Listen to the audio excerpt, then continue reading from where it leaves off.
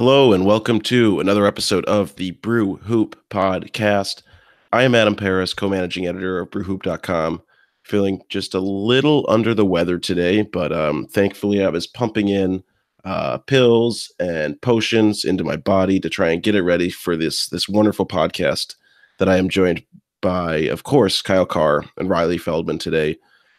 After a long, wonderful, hopefully relaxing holiday break, fellas, how are you doing today? DJ Wilson. That's all that needs to be said. That's how we're all feeling today. Kyle, are you feeling the DJ Wilson vibes? No, I'm feeling that Giannis can't close out games, so it's a crying shame that that's not the case at the moment. So that's such an original take. That's that's so novel. God, I feel like I think that would do really well on like a national stage. I think you should really bring that up. Yeah, maybe I'll just like go on like Get Up and just maybe give like 40 seconds and say that if you've watched the Bucks, then clearly you would know that Middleton and Bledsoe are the closers on the team. You should also have a video package queued up behind you where Giannis is making last second, fourth quarter shots. Ooh, good idea. And then like a couple days later, when everyone says I'm an idiot, I'll just double down on that take. You got oh God. Yeah, shout out Ryan Hollins for that take, drawing much the ire of pretty much every Bucks fan everywhere. That was a tough look for him. So he'll be he's sort of undesirable number one among Bucks fans right now. But at the very least, for beyond that initial stage of saltiness that a lot of us have had, it's been pretty good for the Bucks lately. They've been able to go on a winning streak here. They just beat the Nets this past weekend with another barrage of threes, 21 three-pointers, just about tapping on that 22 three-pointers, that franchise record that they hit earlier this year. It was a pretty dominating win from start to finish, featuring a pretty dope Giannis performance in the fourth quarter, where the Nets started tapping on the door and Giannis decided to just sort of close it out. Shout out Ryan Hollins. And you ended up with 31 points, 10 rebounds, 10 assists, a delicious triple-double for all of our favorite Giannis.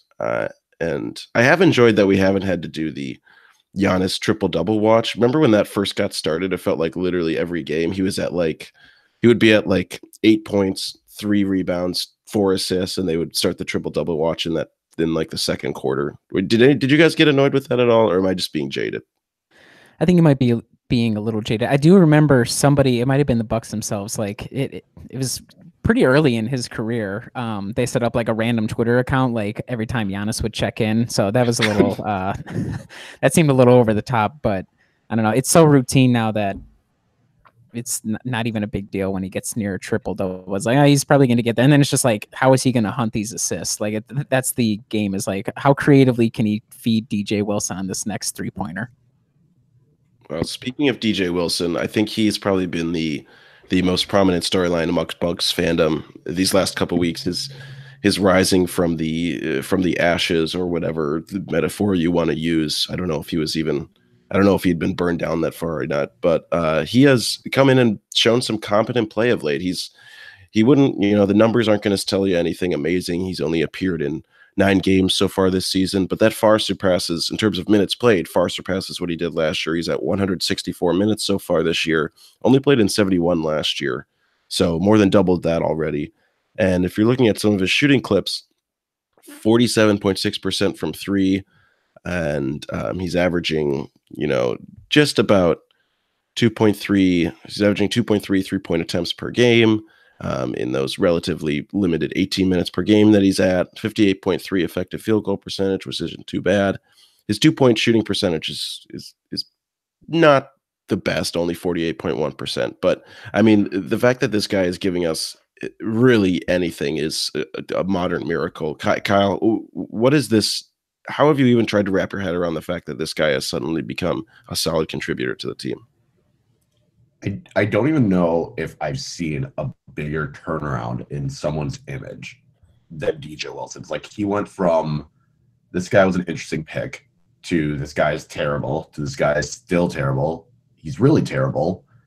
And then when he got his option picked up, it was like, why are we doing this? It's just throwing money out the window. And now within like 2 weeks, he's become a good rotation bench player, which again, I don't think I've ever seen a turnaround so quickly. I mean, Eric Bledsoe had his turnaround where he went from bad playoff series to being the second best player in the team. Tony Snell's seems to have gotten a better public image, but DJ Wilson's, it was like a whole different player came out of nowhere. So I'm just amazed at it, just because, I mean, we probably would have said a month ago that this guy is not going to be an NBA player, not even a G League player. And now people are saying that he should be in a closing lineup with Brogdon, Bledsoe, Middleton, and Giannis. So it's a fascinating turnaround, and I don't think I would have ever predicted it in the history of basketball. Riley, how did you feel when you saw him come in with those delightful 3-pointers and somehow blocking shots? I'm not sure if I felt as strongly as some people. Like, I agree with Kyle that the turnaround is crazy. I'm not sure if we can anoint him as the Bucks' future Draymond Green. I want to temper expectations in that regard, but it's just strange because it seems like he's put on a little more weight since his rookie season, so that's helpful. He's got a big frame, obviously. Like Kyle said, when he was first picked, you could like kind of rationalize like, okay, well, he's like kind of a lengthy, like he's just got like weird skills and like a weird body type, and who knows how it will fit. But I think really, I'm not sure if it's a mentality thing, but the fact that Ersan went down and DJ's kind of come in, and I'm not sure if he's like, you could say he's fully replaced or replicated what Ersan could do, but you're essentially getting a guy who's like a decade younger, who can still, at least so far, hit the three. His rebounding numbers have been pretty decent. He like grabs the rebounds in the weirdest way possible, which we can talk about, but he's got that going. And then we've seen multiple occasions, like as a one-on-one defender, at least for these past 2 weeks, he's shown flashes where he can at least contain guys of, various sizes and speeds. Whether or not he's, as helpful within the team concept on defense as Ersan was, because I think Ersan, he was a weaker individual defender, but a better team defender. And there's still times where it seems like DJ kind of, I'm not sure it gets lost is the right way to put it, but he'll kind of like end up doubling a guy on accident, or like he'll kind of lose track of who his guy is supposed to be or whatever the situation is. So I think it's just quite a coincidence that Ersan goes down. We have to fill these minutes, and all of a sudden DJ comes out of nowhere. And I'm still not sure if he's the long-term answer, but it's definitely an interesting fold to the season, and kind of seeing, how Bud experiments and whether or not he does unlock like Giannis at the 5, or if he is a closer, or what the deal is. So it's been wild, and who knows how long it'll last, but it's been welcome.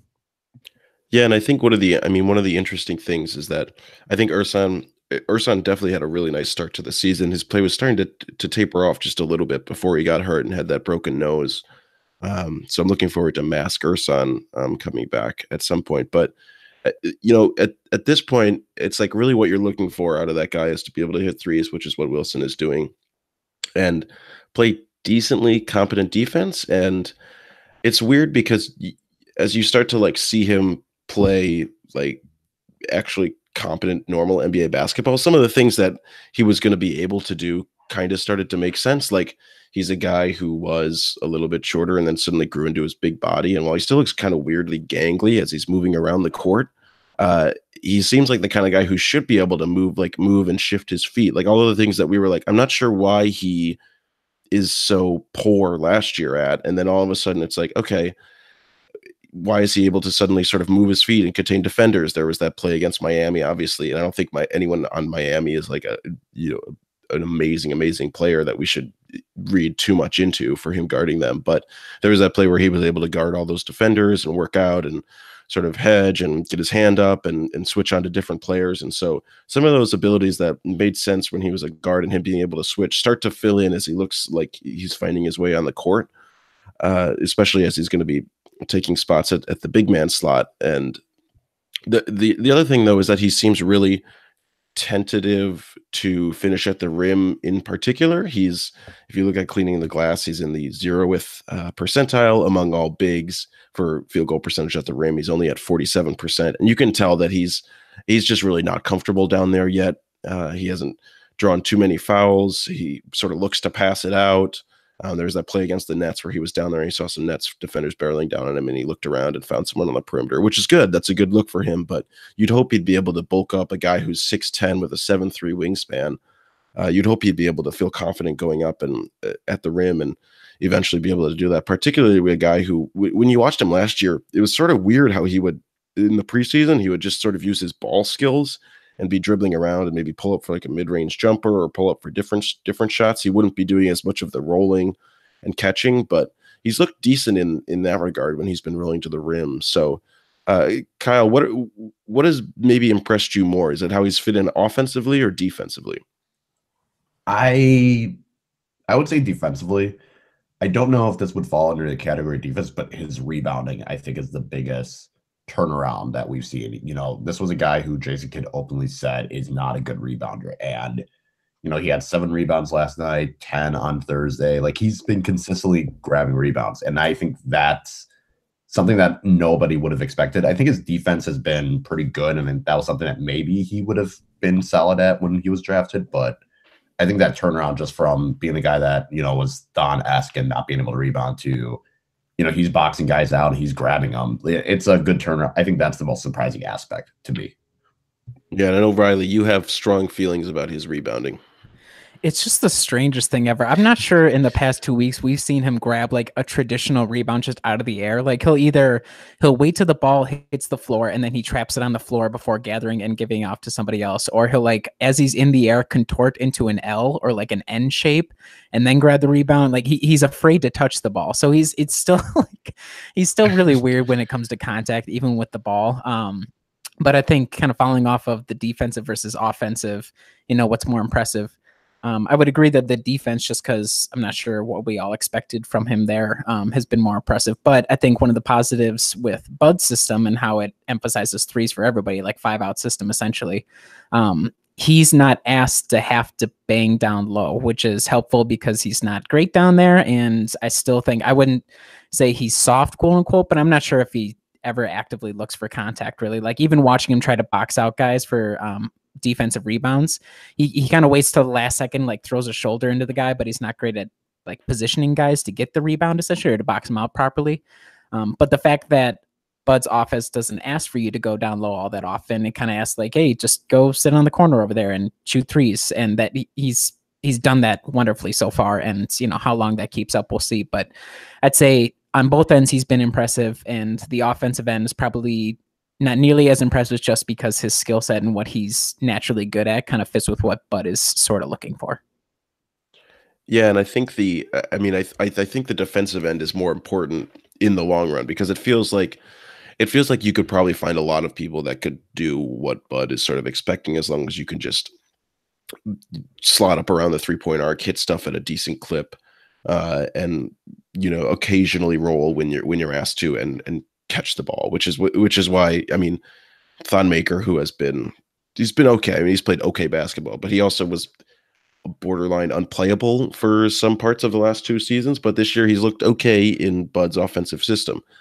So I think the defensive ability, if DJ Wilson is able to continue to do that and be able to switch around, and granted, I mean, the thing is that Bud hasn't really shown a propensity for switching, but if DJ is able to just fit within the system and start to feel his way around, whether that's as a help defender or just guarding, if he's able to guard the big guy and let Giannis continue to, just like he did against Blake Griffin, if he's able to let Giannis then work as the help side defender and come over and give him support when needed. I mean, Giannis has the athleticism to make those kind of plays where he could come over and block a Blake Griffin shot, or just come over and show, and then get back to his defender in his offensive player in the corner. So I think if DJ Wilson is able to do that, it should be a really promising development for this team. And I think the interesting thing when you're thinking about the long-term building of this team is you start to look at some of the lineups that they were throwing out there. And I know they were some people on Twitter were pointing out that lineup with, it was like George Hill,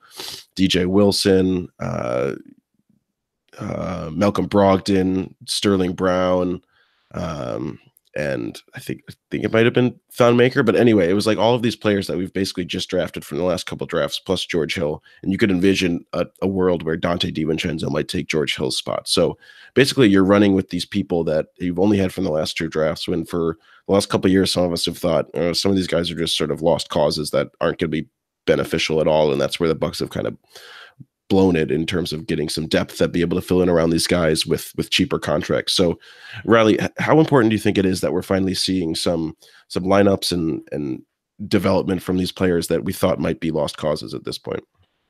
Well, it's got to be gigantic, right? Because it's not only like, okay, we're missing on these guys, that's kind of a downer, but also like with the pressure of, we've got a tough cap situation coming up.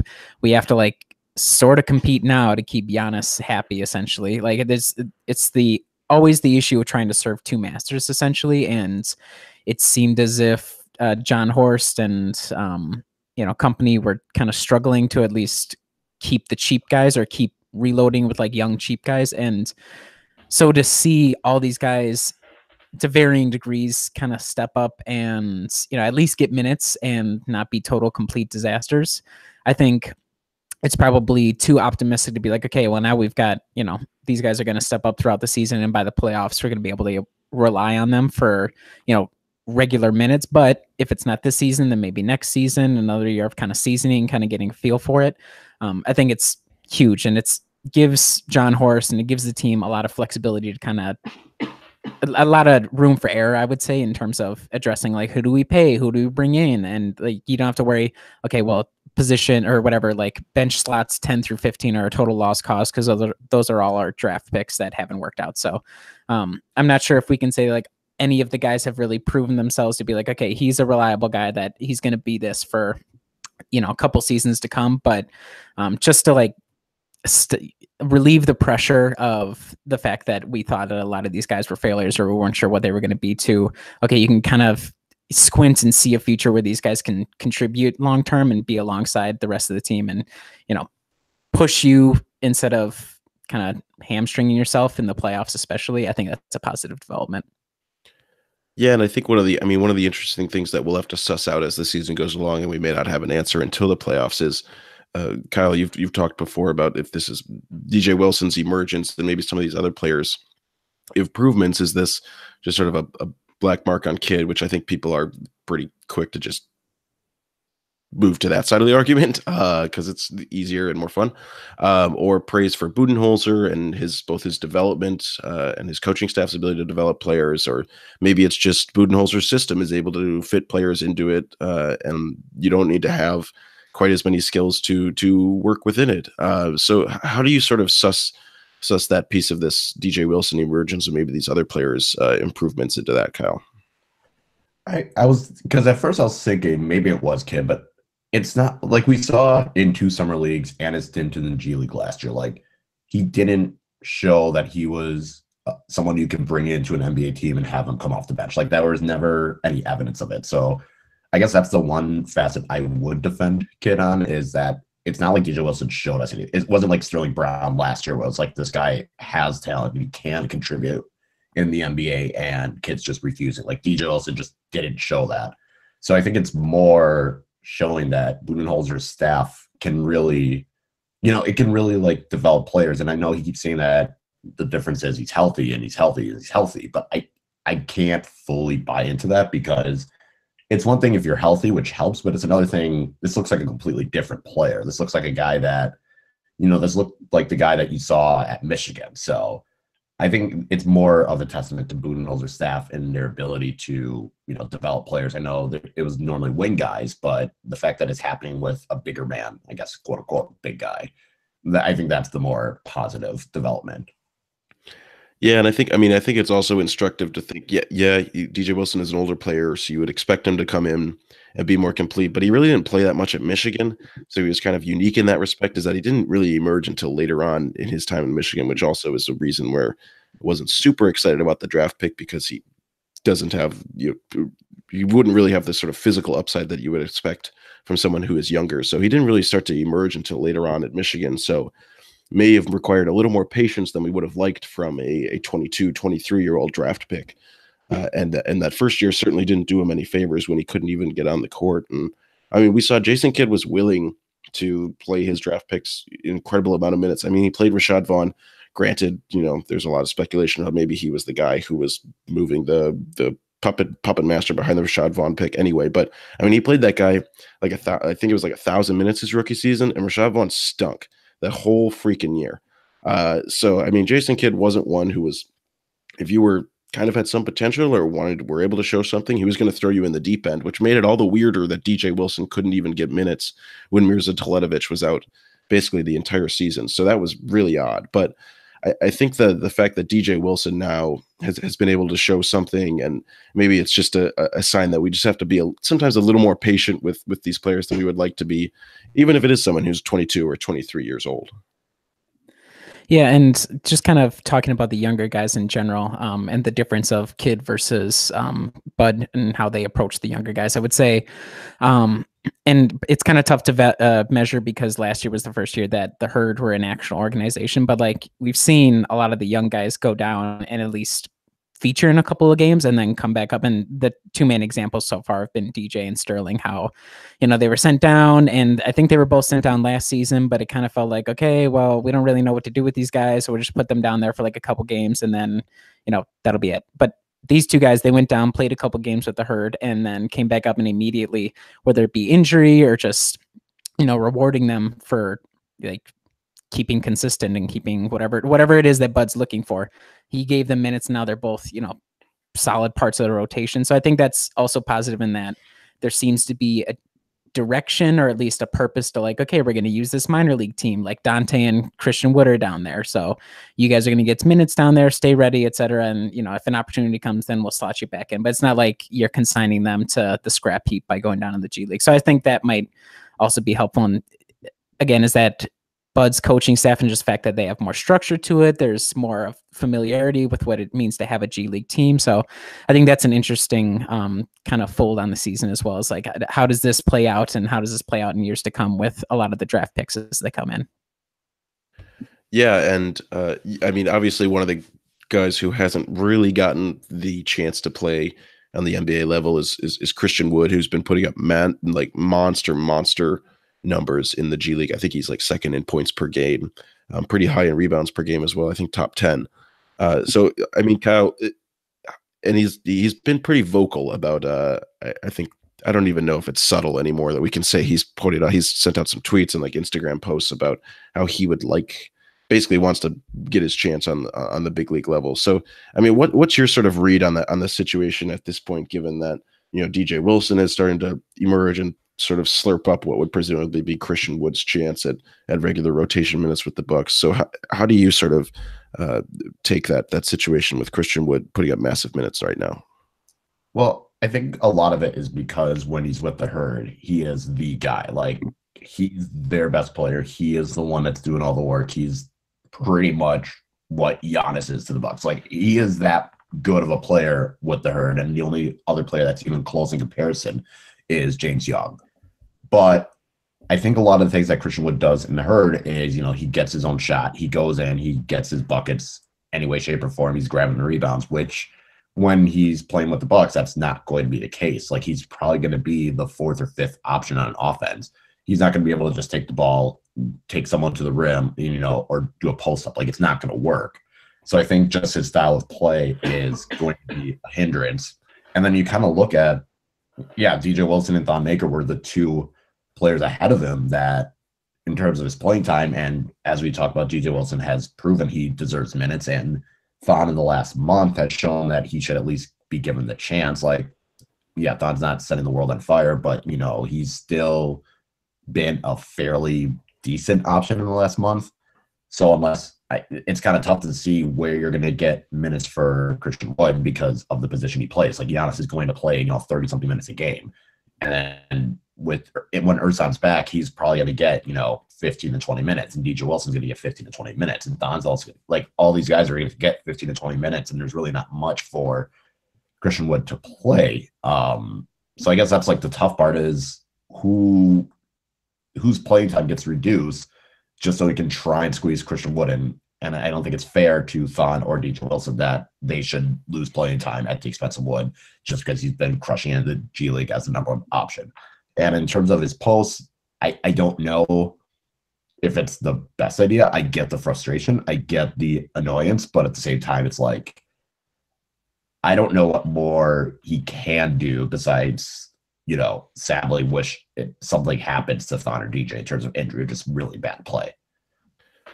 And if I can kind of just follow up on that, I mean, I understand where he's coming from because he made it a point where it's like, okay, if I'm coming back, I'm not looking for another year in the G League. If I can avoid that, it's like either I'm going to find a spot on an NBA roster somewhere or I'm going abroad. And the fact that he's back down in the G League again for a third year, I get that he's frustrated, but I'm not sure exactly what he expected. I mean, he signed a 2-year non-guaranteed contract. He's like, the Bucks have a lot more, and you can argue how much of a stake they have in Thon working out. I mean, but I would still say overall they have more wrapped up in Thon becoming something than Christian Wood, just because of his contract and his kind of tenuous roster situation. So, as Kyle was saying, I get the frustration, but just given the circumstance and just who you are, where you've been in the G League these past years and you're a good G League player, but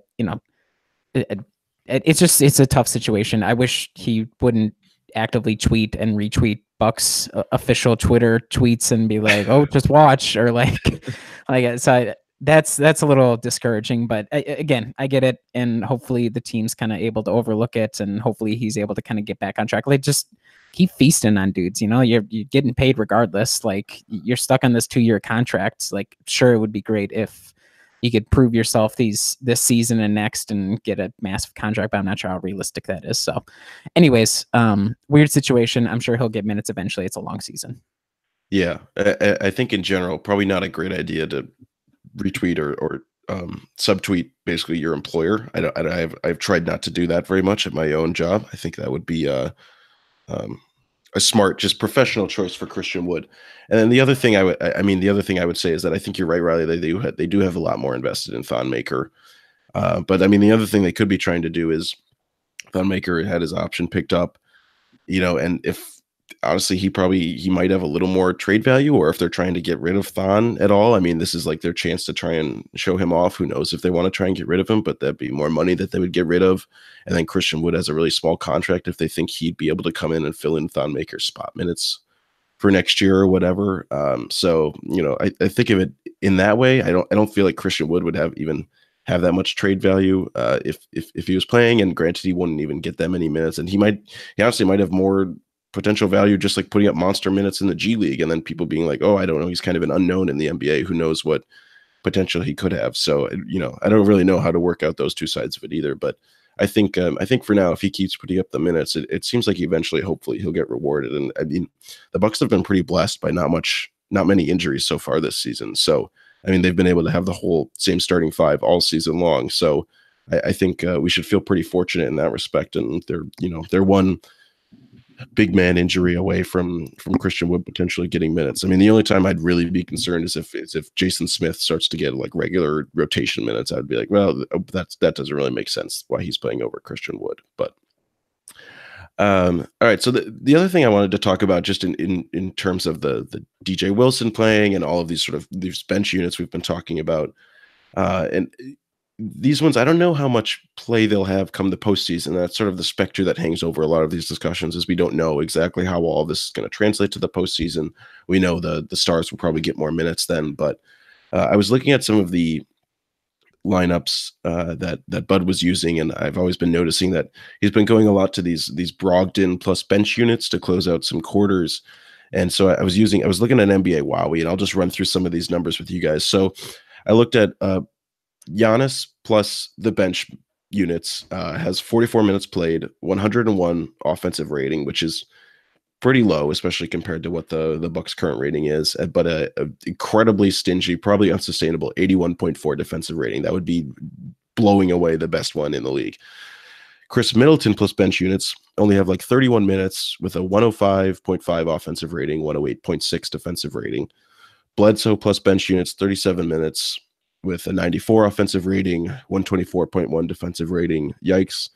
But then the one in the lead by far is this Brogdon plus bench units, which has played 90 minutes so far. And basically to determine this, I basically did each of these players without the other three on the court. So it would be basically Brogdon minus Giannis, Chris, and Bledsoe. So Brook Lopez might be out there, but I don't know. I think it was more instructive to just look at how these guys are because they're going to clearly be the ones leading those lineups. So Brogdon plus bench units have played 90 minutes with a 112.9 offensive rating and a 112.9 defensive rating. So basically even in 90 minutes of Brogdon plus bench units, which surprised me. Riley, wouldn't you say that seems like a relative success that you're able to stay even in those minutes? Yeah, I would say so. It's kind of weird because like we've talked about this season and seasons past, is like what is the best way to use Brogdon? Like, is he most effective as like leading the bench units? And I guess, you know, if you were looking at that argument, kind of looking at these stats and kind of other stats and just the way he plays, it would seem to confirm like, okay, it's you can get by if Brogdon is out there kind of leading the bench unit. So I think what it is really a testament to like confirming what everybody kind of feels is like, well, I'm not sure if he fits nearly as well with all the other starters just because of his style of playing, the way that he can kind of sort of dominate the ball a little bit. So it is a surprise, but a positive one insofar as it proves us all as basketball savants. I mean, Kyle, what do you think? Do you think there's any of those players that should be getting more time in that run? I guess one guy that maybe stood out is maybe Chris Middleton potentially being a guy who could run with those units more. I guess it would depend on like what kind of lineup you're throwing out there with Chris, because I would assume Chris plus the bench is George Hill, you know, Sterling Brown himself, maybe Tony Snell also, and then like DJ and Thon. And that's a weird lineup that I'm kind of a little bit too concerned will force Chris into going down the tough shot express. So maybe I'm not sure. I'm kind of curious on the Bledsoe bench, like why that isn't as successful. Just because I'm assuming like there's still shooters on the perimeter. Like I would guess like Tony Snell and Sterling Brown and Thon are out there with him. So it's like the fact that offensively it's so poor.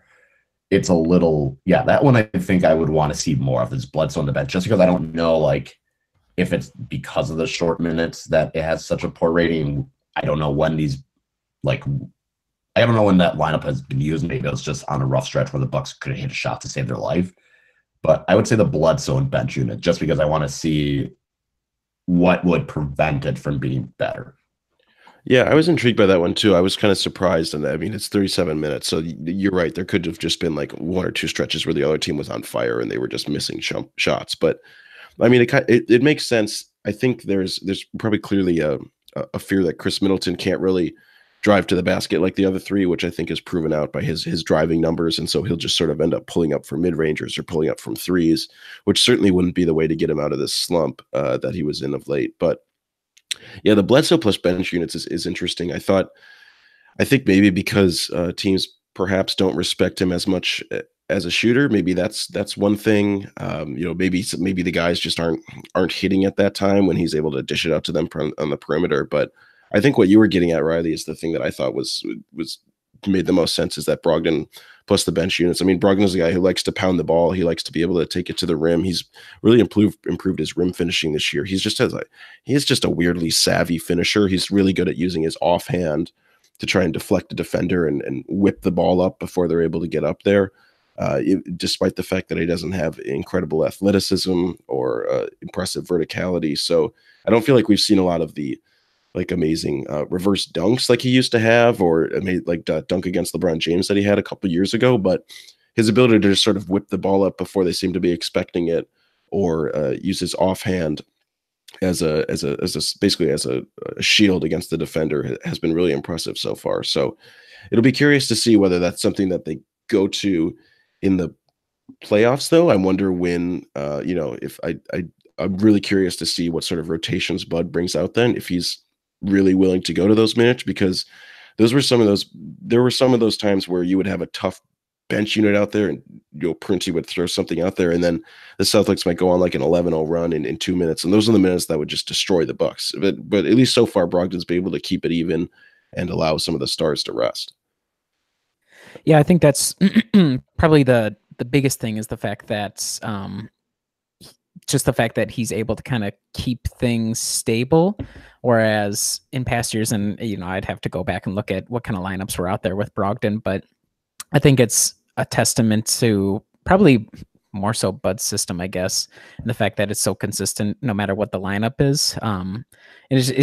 I think it's also a credit to how I have, to be honest, do we have more talent? I mean, how many guys did we add that are really like shifting the lineups, especially the bench units? Those are kind of similar from last season as well. So I think there's a whole bunch of different factors, but whether or not that lasts into the playoffs where the lineups end up tightening up and, are we going to see like an experiment? Is Bud going to also throw Tony Snell out there like is tradition for every single year where Tony Snell gets like a 20-game stretch of being a part of the Stars to see like, okay, is Brogdon best like just being like the sixth man or whatever? So I don't know which ways it'll go, but it'll be fascinating to see if Brogdon gets relegated to the bench, but like as the sixth man, does he retain his value there or what the deal is? So that's another question that has to be answered. Yeah, I think that's actually an interesting question because I don't feel like Bud has definitely messed around with sort of the wing rotation, but he hasn't really like played around a lot with obviously hasn't played around a lot with the starters. I mean, he's basically had the same ones whenever they've been healthy, if possible throughout this season. So I think that's a really interesting subplot to see if he wants to try and play around, if he feels like there's something that he needs to test out for the playoffs and see if that might work better. But thus far, he seems like a guy who's pretty stringently stuck to, this is what's working, we're going to stick with this, and this is my system, we're going to stick with this for now. So is there any other sort of permutation you'd like to see tested out like that, Kyle, to try and prep for any potential playoff opponents? I am not going to make any comment on Brogdon lineups or Brogdon, or I'm going to be subtweeted and subplayed apparently. So it's a good idea. That's a good idea. I'm just gonna refrain from now. Yeah, that's a good point. Yep, it's all right. We'll just let that one go. So let's move on to the standard segment, which might be a little. It's a little less exciting because he hasn't gotten nearly as much play in the big leagues, but let's do at least a mini version of Dante's Inferno. All right, the okay. G League edition. The G League edition. I don't know what you're saying. This is still exciting. So I guess actually he has more minutes and more stuff to take from. So I haven't watched a lot of his highlights in the G League, but one play I did see, and I feel like he's done this before in the NCAA too, but he uses his incredible hops to get up, and he does the two hands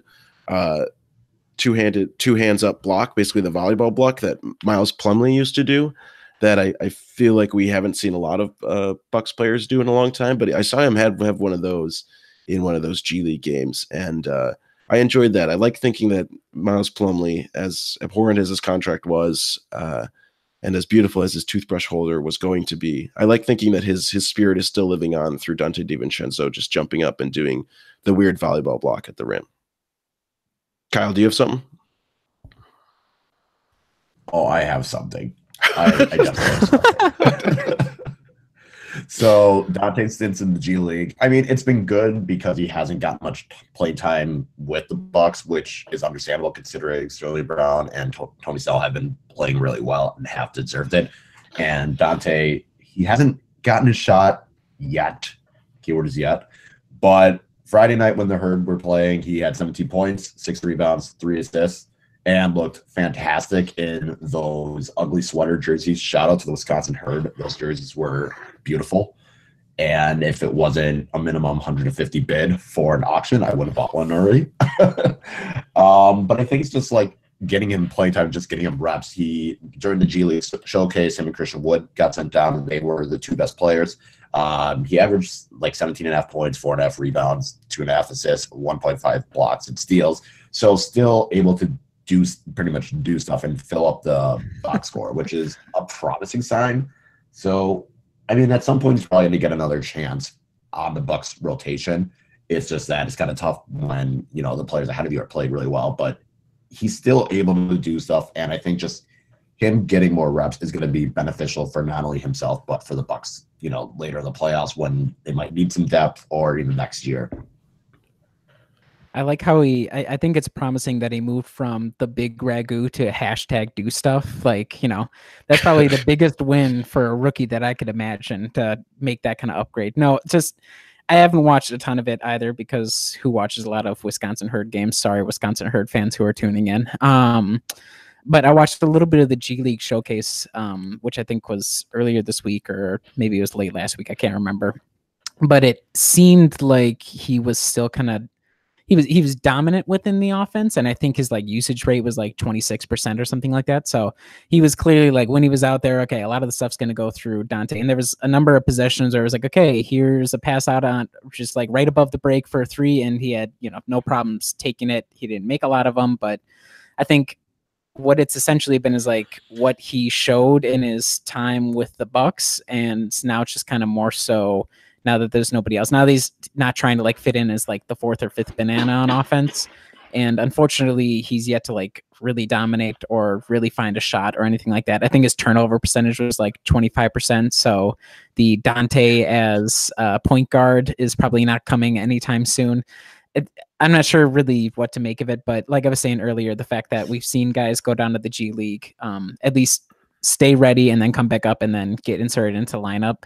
I think that's promising that we'll definitely see Dante again at some point this season, but who knows what to expect once he comes back.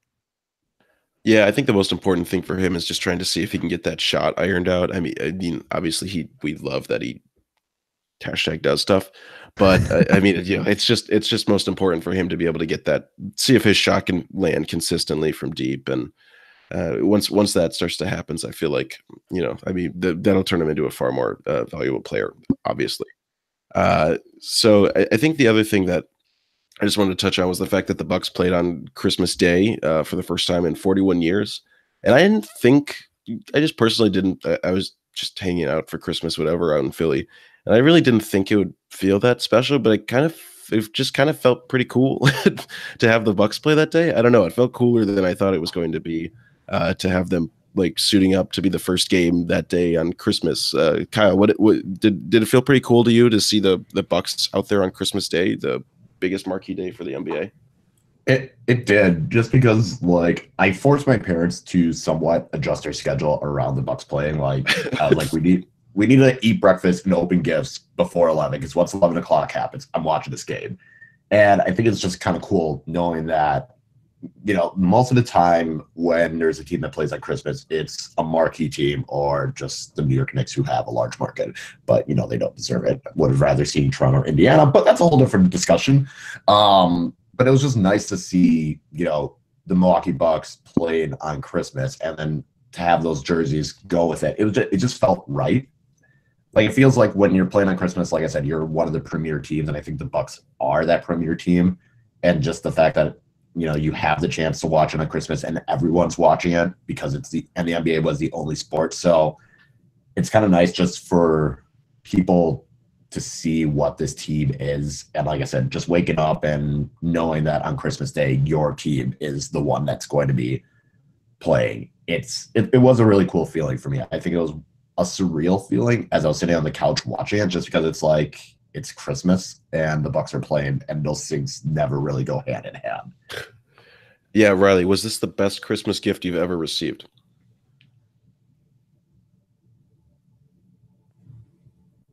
Riley?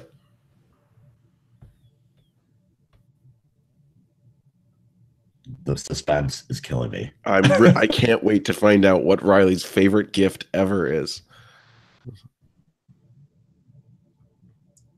Well, in the meantime, Adam, wait, you said you didn't watch a game, right? I watched. Yeah. So I woke up. I was just I was alone out here. My fiance had to work that day. So I was really, I don't know. I was actually getting pretty hyped for it. And it was really cool, like you said, to know that everyone's watching it, like just to see all of the national, like even all the national people that I follow on Twitter just are all tweeting about the game that day. It just made me really, excited to see them do, like, everyone tweeting about the Bucks, everyone talking about the Bucks. The one quibble I will have is the fact that I hated the promo that ESPN did, which showed the like Christmas lights in the front lawn, which was cool. but then it also had Tim Hardaway Jr. like crossing over to get by Giannis, which was like, I don't know why that is something that would ever be even happening, especially after Giannis destroyed him with the dunk over him. I kind of wish they would have gone with that as the Christmas light instead. Yeah, I think it was also weird that I did like the one with David Diggs with his rapping. I think that was a really, that was better. Cool. So that was a pretty, that one I enjoyed at least, just because it felt, I'm a big Hamilton fan, so like seeing that it kind of reminded me of Hamilton a little bit.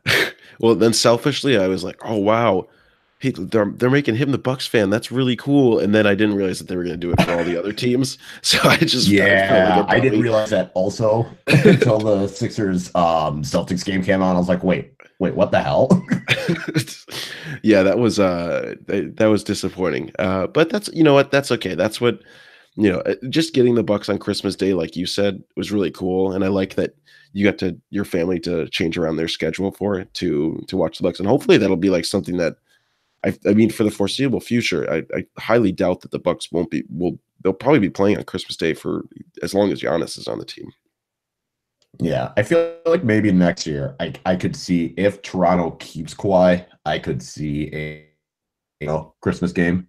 Yeah. And that could be one. And depending on how Indiana does, I think they would have a legitimate shot. I'm just trying to think of like other teams that could theoretically get a Christmas Day game. And I think Toronto and Indiana are like the top two that come to my head.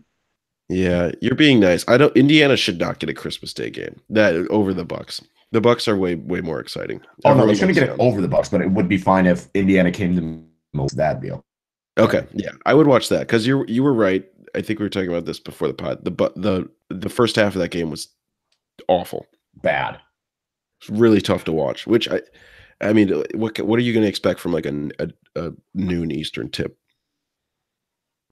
Yeah, it was a struggle in the first half, and then the third quarter wasn't that much better. But the nice thing was the Bucks could miss 17 threes, and they were still up like 10-15. I was like, okay, this game is still pretty secure despite the terrible shooting that was. And I was kind of laughing because I put a poll on Brew of like, will the Bucks miss 27 threes? I think as soon as I tweeted that, they had a 3 right after. I was like, okay, good.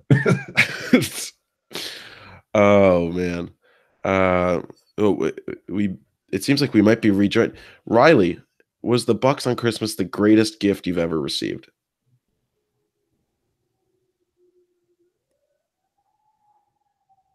All right.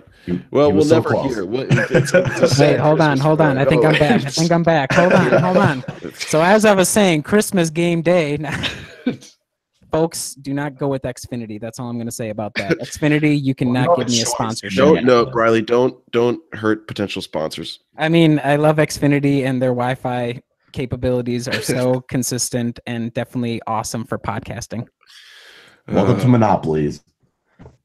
So anyways, what were we talking about? Talk about Chris Middleton? Talking about Christmas? What are we talking about? Yeah, we can. I was just trying to figure out what the best Christmas gift you ever received was, but I guess you've had some sad Christmases because you kept just dropping out every time I tried to ask you. So well, that's okay. I tried to hit you with the 2019 Bucks calendar. So in case anybody was sitting on pins and needles, what the greatest gift of all time was, that was probably it. So the Christmas game day was probably number 2 though to that. Okay. All right. Good. Well, you were talking about Chris Middleton though, and I think we should just touch briefly on the fact that he seemed to be emerging from this. But one of the other big storylines from this past month or so has been his prolonged slump. So and obviously, Christmas Day he had a pretty rough day again with just 6 points. So Riley, what do you sort of make of what he's been going through on the court? It's I'm not really sure what to make of it because the thing that threw everybody off was the fact that he was so hot to start the season, and we're so used to him like taking 2 months to really kind of get into it, and then like by January he's really in full flow, and then he's good to go from there on out. So I think what disoriented everybody was the fact that he was so crazy starting the year, and then he had this drop off for like, I'm not sure if it went for like a full month, but for a while, like it was a little concerning. And so I'm not really sure if there's anything long-term to take from it. I mean, these past 2 games, he's had, 24 plus points in both games, maybe a little bit less. I can't remember, but he seems to have kind of come back within himself. And it'll just be seeing, it seems like he's gotten back to his old ways by shooting a lot of mid-rangers. And I know a lot of people were agonizing over that, which is understandable. But now that he seems to kind of return to form, is he going to back out to the 3-point line and kind of do what led him to have such a crazy start to the season? Or is it going to be a couple more weeks of him, mid-ranging and like kind of driving every once in a while and, taking shots that not everybody loves, just to feel more comfortable and get in the groove and then see where it goes from there. But I'm not too concerned about it long term. The one thing is I would love to see a poll for least liked person, Chris Middleton versus Ryan Hollins. It kind of feels like on Bucks Twitter that it would be a closer poll than we would all like. So that's an interesting I development. disagree. Ryan Hollins would run away with it. This has got to be like 10% because there's a lot of Middleton haters out there, which is fine. But it is what it is. All right. Well, Kyle, please, probably don't put up that poll, but I would. Are you sure? You though on the Brew Hoop Twitter. What have you thought of Chris Middleton's maybe breaking out of this slump? I mean, it feels like this is. I mean, he even acknowledged this in that interview with, I think Eric Name asked him the question, but I mean, he even acknowledged, he's like, Bucks fans are used to this. I usually go through like a slump like this a year. True. I don't know. It's like weird because it's one thing when I think with his past slumps, it's been like it doesn't feel like it's been a month. It's maybe just seemed like it because there'd always be like 2 out of 3. Mm-hmm. While up until Thursday, it was every single game he was struggling. He couldn't hit a shot. And I don't know how much of that was the injured finger or whatever other injuries he's had. But I think, and I keep thinking like he's a good enough player that he can get out of this slump. And I still believe that. I think it doesn't help that the slump gets magnified because this team is doing so well. And it's like, okay, this is the one flaw that they have is Chris Middleton is slumping severely. And with this slump, everyone's now asking, how much should we pay Chris Middleton, if we should pay him at all and re-sign him, and where's his fit? And, they're asking questions more about his future in the summer. It's like, well, let's just worry about that in the summer. Like, there's no point in trying to figure out how much he's worth right now when, he still has enough time in the season. I mean, let's be real. In April, we were saying, Kyle, we need to know. We need to know what he's worth, what he should be paid right now. Well, I don't know, because in April it was throw him the max, and at the beginning of the season it was throw him the max, and now we're ending 2018. It's like, okay, don't even sign the guy. Like, let him walk. Why pay him all this money? It's like there's no consistency, and I think that's the same thing with Chris Middleton. Is when he's bad for a stretch. When he's good for a stretch, and I don't know what to make of it, but I think he's going to get out of it. And if he's going to have a slump now, fine. I'd rather him have a slump now than in April or May or June. Well, and definitely. I mean, here's something else. I think I heard Zach Lowe say this on his podcast with Chris Herring, but he talked about basically he was talking about contacts kind of like Chris Middleton, and he was like, honestly, the best case scenario that you're probably going to have with a guy who you're going to pay that much money is that he literally just plays up to the contract, or even like plays within like 10% of the contract, which is probably going to be the case. And I guess it's a question then for Bucks fans whether they think that is worth it or not, if they want to sign someone to that much money who does basically just playing up to the contract. When I mean, the guys who really help you and are generally able to help you win championships are the guys that overperform their contract, which is certainly Giannis. I mean, if you like look at what his, say what you will about 538, but like they have like his actual value for what his contract is, I think is like for this year is like 70 million or something or whatever, which I mean is obviously because of the scaled contracts in the NBA, you can't reach that point. But I mean, Giannis is far outperforming his contract.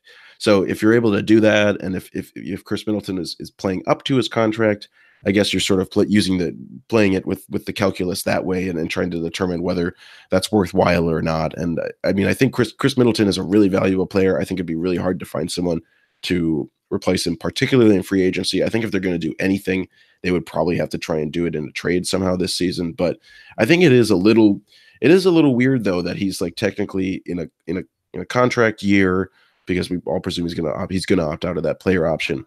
But typically when we see like these contract year players, it feels like they like really play up to a certain level. So it was weird to see Chris Middleton kind of be like going through this prolonged slump here where maybe I don't know, maybe he's maybe he was having trouble with that too. Maybe there's a little pressure there because this is really going to be his one chance to make a lot of money. If Chris Middleton is truly a winner, he'll opt into that contract and we'll see the championships come in. I'm just going to say that, okay? I'm going to leave it there. And he's going to close games too. That's what he's going to do. Since Giannis can't close games. No, it's just... Oh my God, Riley Hollins over there. Yeah, hello. It is... you're right that it is weird because we assume like, oh, contract year, he's going to put on some crazy stats. And again, to start the year, it was like, okay, wow, thank God he's taking like 8 threes a game. Like everything looked to be, okay, we're good to go. And I think a lot of the worries, both with the contract and the fact that, we've changed expectations for what's possible this season. Like, I'm not sure if we can be like, oh, we're definitely not like final shoo-ins, but I think there's a reality in which,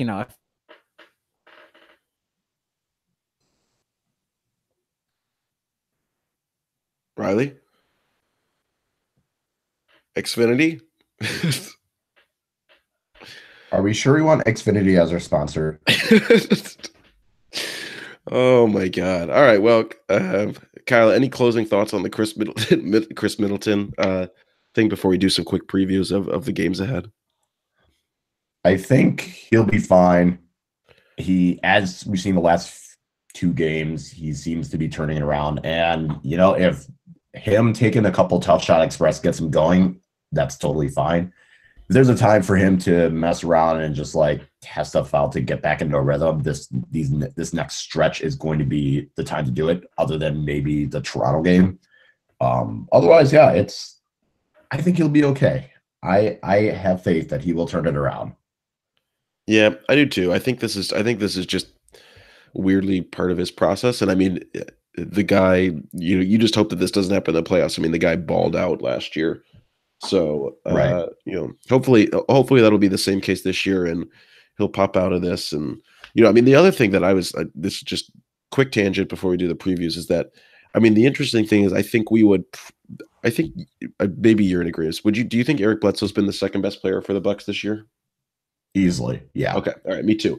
I think particularly because of his ability on both ends of the court. Defensively, for sure, he's showed an amazing propensity to get around screens, which is so key to Bud's defense. And then offensively, I think he's really played within himself. And I mean, I'm one of the guys who thinks that he should not, he really in that sweet spot where his sweet spot is like maybe 12 shots a game. And he's averaging, I believe it's like the lowest field goal attempts per game he's had in a couple of years this year. Sorry, I'm just pulling it up on Basketball Reference here. But yeah, so he's at 11.8 field goal attempts per game this year in just a little fewer minutes. But I mean, the prior years, it was 13.4, 13.4, 15.7, 15.9, 12.9, 12.9. So basically the least since his third year in the league is what he's averaging this year, which is an interesting thing to say for our second best player, wouldn't you say? And then like looking at his last couple games, he's only had, he's shot the ball, he's only shot 7 attempts against the Knicks, 8 against the Knicks the game before, 12, 9, 10. So, I mean, he had a stretch where he was doing pretty well then, but it's kind of interesting that like he even had a game against Chicago, right, where he only took 3 field goal attempts and the Bucks barely won that game. But it's kind of fascinating that like our presumed second best player is a guy who really doesn't seem to shoot that much. Which I think is okay because when is shooting, he's picking his moments. It's either a 3 or he's getting a layup. So I think his shot selection has dramatically improved in that sense, which I think is why his shot attempts are so low, because he's not taking all those mid-rangers. And I think maybe when you have Giannis and Giannis can get to the hoop, Brooks able to shoot from 30 feet out, you kind of have guys that are, Giannis and Brook are kind of more the ones that are going to take the higher amounts of shots just because they have the best looks. But I think when Eric Bledsoe has his moments, he picks them correctly. So I think that's why, in my opinion, he's been the second best player. That and his defense has been fantastic. Yeah, I agree. I think it's certainly a testament to him and his ability to adapt to Bud's system that he's willing to cede some of these shots after being the man the last couple of years. I think that's certainly really impressive by him, and it's a contract year. I mean, this is his chance to make a lot of money. So I think it's really cool that he's willing to sort of give up some of those offensive counting stats that people seem to put so much faith in, and really apply himself on the defensive end. And I think it helps having a good coach. Yeah, for the first time in his career. Yeah, you're totally right. All right. Well, it seems like Riley has abandoned us, which is it's tough for him, and I guess we'll just have to make up what his record is for these. His prediction is going to be for these next 7 games. So you and I can go through that after I run through these games here. So we'll just make something up for him. So I'll run through the games that we have going up here, and then we'll make our predictions. Okay. So the Bucks finish out. They have 4 more games on this homestand against Detroit on January 1st at 7, against Atlanta January 4th at 7:30, Toronto January 5th at 7:30, and then Utah January 7th at 7 o'clock. Then they go on 3 games on the road before we probably record again. So they have a game at Houston January 9th at 7 o'clock. Excuse me, at Washington January 11th at 6th, and at Atlanta January 13th at 2:30 in the afternoon. So, Kyle, what was your prediction for this group of 7 games coming up here? I really wanted to say 6-1. I was really feeling it for the longest time, but I have a bad feeling that Houston game is going to turn into a ridiculous Houston goes and hits like 25 threes. So that one, and then I think Toronto is going to squeak out a win. Unfortunately, I don't know. I feel like this is one of those games where they'll figure it out and maybe make a couple adjustments. Maybe Serge Ibaka will continue hitting every shot, no demand. So I'm going to be pessimistic in my eyes and just go with 5-2. I think the Toronto and Houston games are going to be a little bit. They're going to come up short. It's going to be close, but I think they'll come up a little bit short. Yeah, I guessed 5-2 as well. I kind of had similar leanings to you. I think that Houston game is going to be a lot of trouble. I think that'll be a really fascinating test for Bud's defensive system, and then I could see them potentially dropping to Toronto, or I don't know. I think Utah has been such a mercurial team this year, and their defense has been pretty poor. But I mean, they laid the smackdown on the Knicks, and I mean, we know the Knicks are pretty much a dumpster fire at this point. But I could see Milwaukee potentially having a little bit of trouble if Donovan Mitchell is balling out or something like that. So yeah, I'm going to guess 5-2 as well. Hopefully they take care of business against the likes of Detroit and Atlanta and Washington, because have we faced Washington yet this year? I didn't think so. Nope. No. Not yet. Well, and they always they don't John Wall, which might be a good thing. Yeah, I know. Well, they love to talk trash to the Bucks too. I mean, they talk trash to everyone, but they've had so many dumb trash talking things to the Bucks these last few years. So I really hope that we just go in and just stomp them. Let's remember that Washington was claiming that no one was giving them the attention that they thought they deserved, being the 7th best team in the East. And right now, tell you what, I don't even know if I can give them that title. Yeah, I tell you what, though, they have gotten plenty of attention this year, just for all the wrong reasons. So they can't really complain about that. All right, so for Riley, what do you think? Maybe I bet he'd be a little more pessimistic. I bet he'd go 4-3. He's saying 5-2. Actually. Oh, he is. Oh, did he write it in? Yeah. Yeah, he messaged us. So he said 5-2. Oh, okay. Well, sorry, Riley. I misquoted you there. All right. So Riley says 5-2.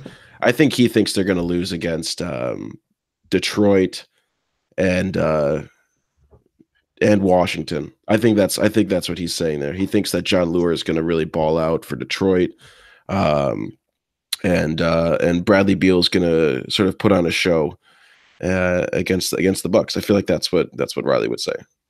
I was thinking I'd agree with the Detroit game, New Year's hangover. Right. But then I think he's also going to just be too I think he's going to say Utah is the game that they lose. Donovan Mitchell going off, and I think that's the game he's going to pick. And Rudy Gobert, for some reason, becoming the second coming of Olajuwon.